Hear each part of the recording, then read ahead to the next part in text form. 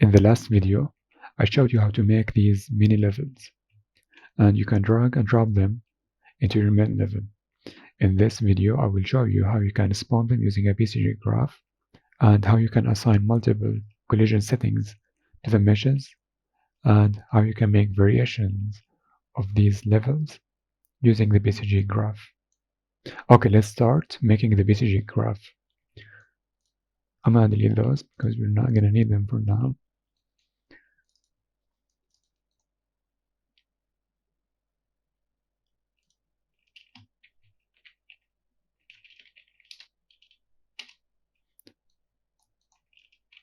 Get landscape data, surface sampler, and we need to drag and drop it to the level, and we can press D, and to make the sampler cover the entire level we can check unbounded, and to remove the density from the points we can uncheck apply density to points, and we need to make the points as big as the mini levels that we made, so it's going to be about 1500.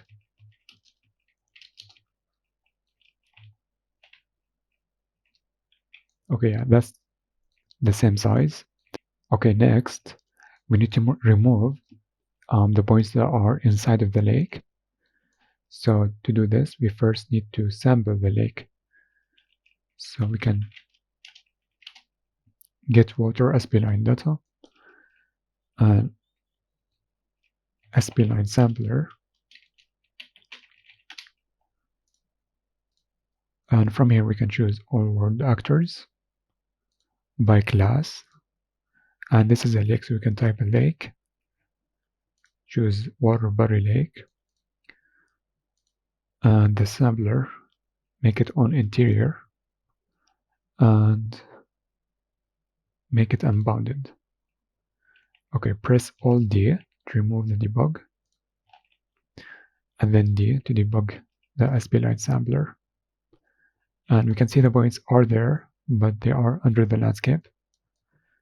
So we need to project them into the landscape. Alt D, D, and now the points are on the landscape. Next, we need to get a difference node in here, make it binary, and put this into the difference. Alt D, and then D, and now the points that are inside of the lake are gone. Okay, so next, the levels that I want to spawn are supposed to be vertical and should not have any rotation. So I'm gonna check get height only, and that will make all the points vertical. And I'm gonna add a transform point node, and I'm gonna lift them up 3 to 4 meters, so 300 to 400, and I'm gonna add rotation 360 degrees to make them more random. Okay, and for the next step, we select all the levels, right click on them, go asset action, and create PCG asset from level. And that will give us the PCG data assets. So now if we take the PCG data asset of assembly 3, which is the same one we have right here, and we drag it and drop it into the PCG graph, will give us this node. And this node have 2 outputs. If we press A to inspect, we can see that because we are not plugging anything to the outputs, the inspect will give us the result of the root. And what the root does, it gives us one box that covers the entire level. However, the points, if we connect it to another node, like copy points, and now we inspect it again, it will give us 2,929 points. And if we press D, and we go to one of the points, we can see that the location of these points are at the 0, 0, 0 point of the word, and these points are taking the shape of the assembly 3 level. And so what this node does is it takes all the meshes and it converts them to points. And if we go to the attributes of these points right here, we can see that we have an attribute called mesh, and this attribute has a soft object path of the meshes that each point represents. So now each point knows exactly what mesh it represents. Okay, so now what we could do is we can connect the points that we have sampled to the landscape, and we can connect it to the copy points. So what the copy points do, it takes all of these points that has the meshes of the assembly 3 level, and it will copy them into the points that we have on the landscape. Okay, and if we inspect this, now it has 3,148,675 points.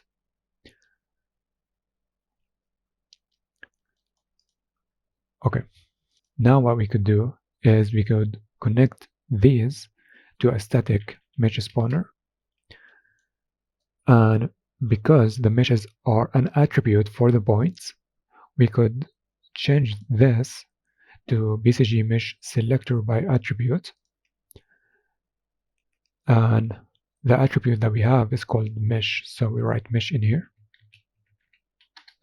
and give it some time. And now we can see that we have spawned these levels on the landscape. Okay, so now we have 4 more levels that we want to spawn. However, this node can only take 1 asset. So let's unplug this for a second.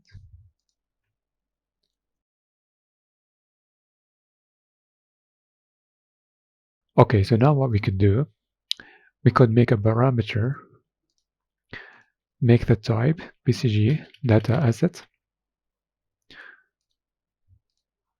and make it an array, rename it to assemblies,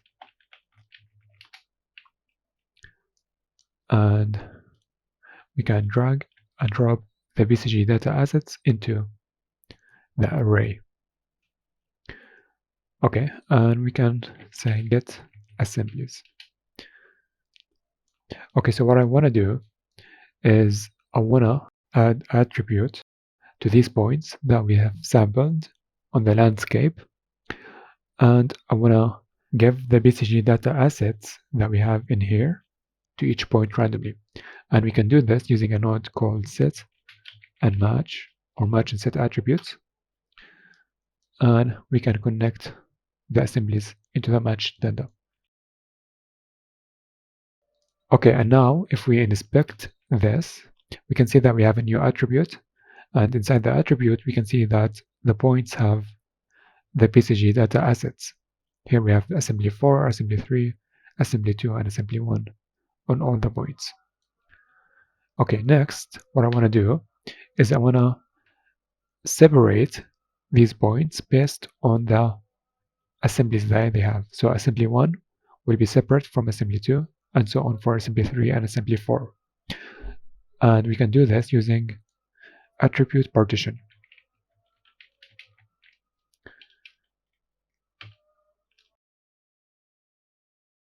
And we could keep it last because last attribute is assemblies, or we could write assemblies right here.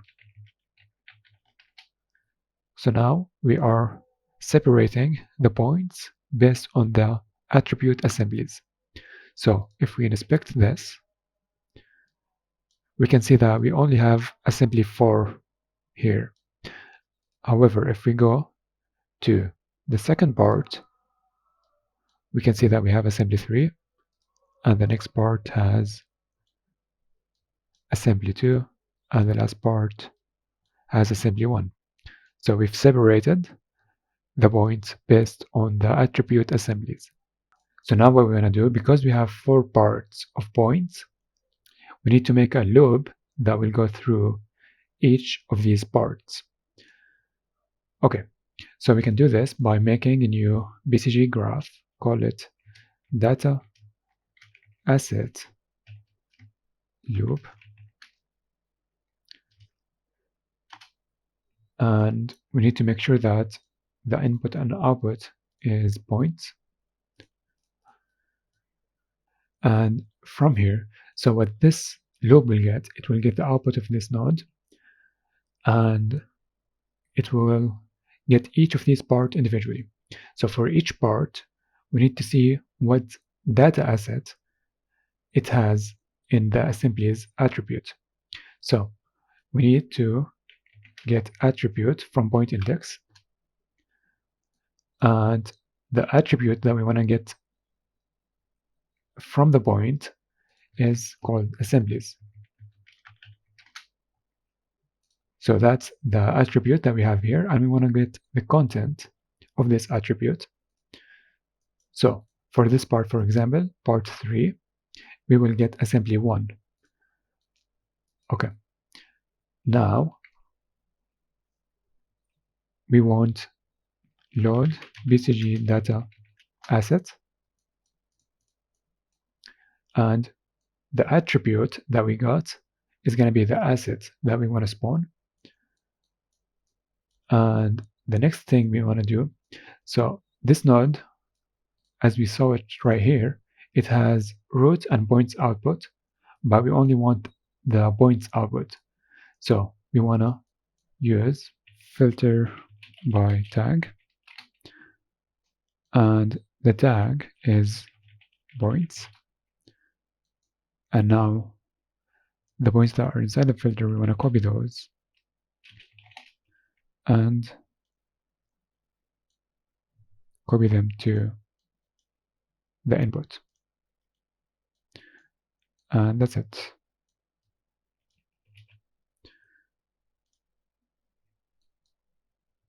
So now we can remove this, and we can get the loop instead. From here we can say create PCG data asset loop node.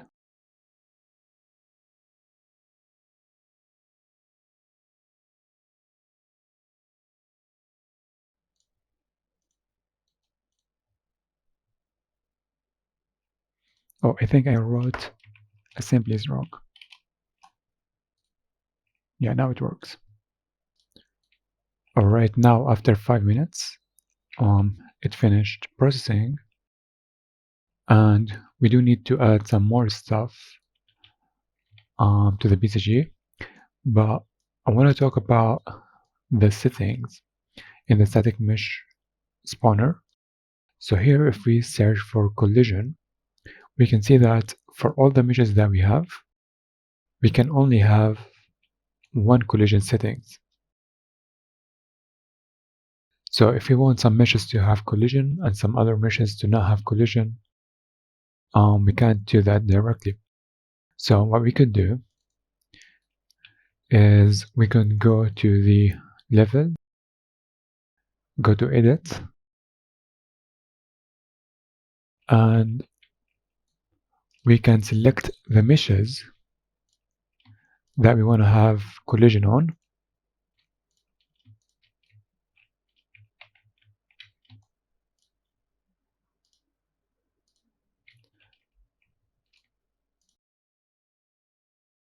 So I shows all the rocks, and we can add tag to these meshes.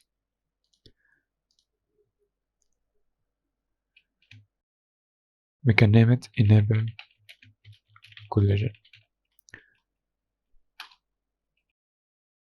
So these meshes will have collision, but everything else won't have any collision. Okay, what we could do also is we could choose the meshes that we want to be spawning randomly on every level, and we can select all of them and we can give them a tag. We can select all the fern and give them a tag called random. Let's copy the tag, give it to the saplings,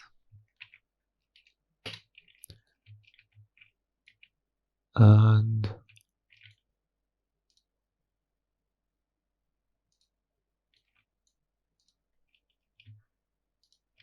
here.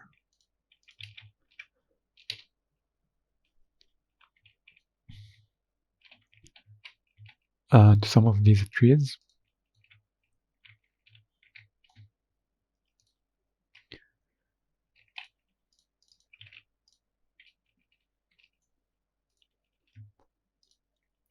And for these logs and branches.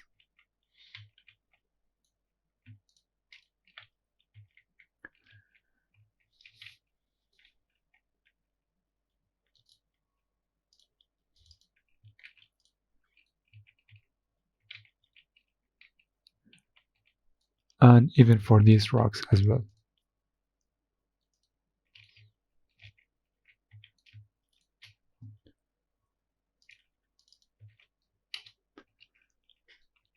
Alright, now we could save, press exit, and we right click on the assembly1 PCG data asset, go to asset actions and update PCG asset.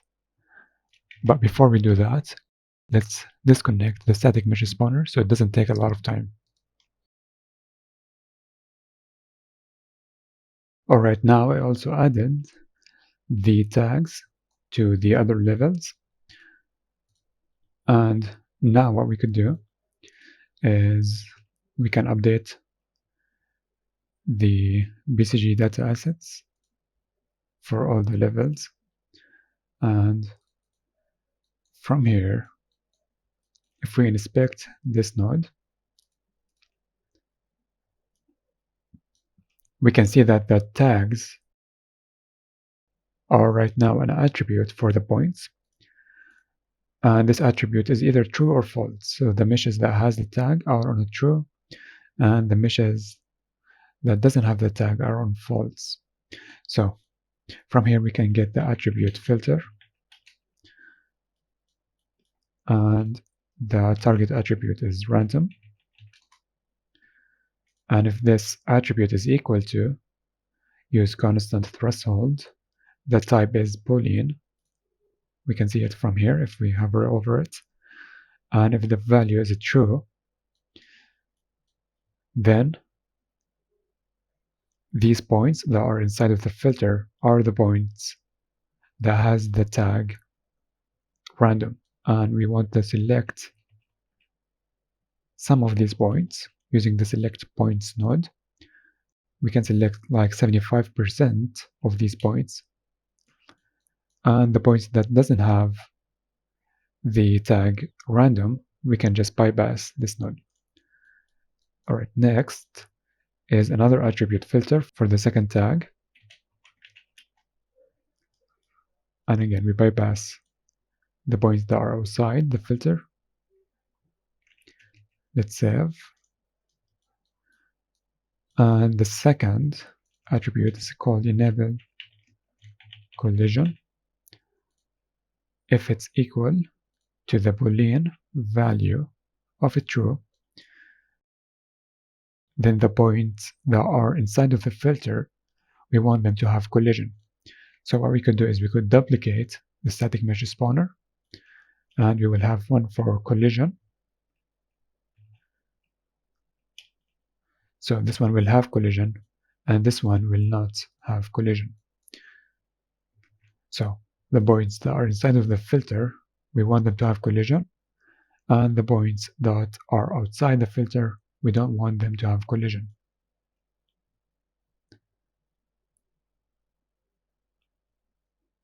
And just like that, we can see that it worked. If we remove these points, we can see that we only have the points that have collision appearing on the screen. And if we connect this, we can see the meshes that doesn't have collisions now appeared. Okay, lastly, I just added some more things to the landscape. But this is it for this video. Thank you for watching, and if you have any question, let me know in the comments.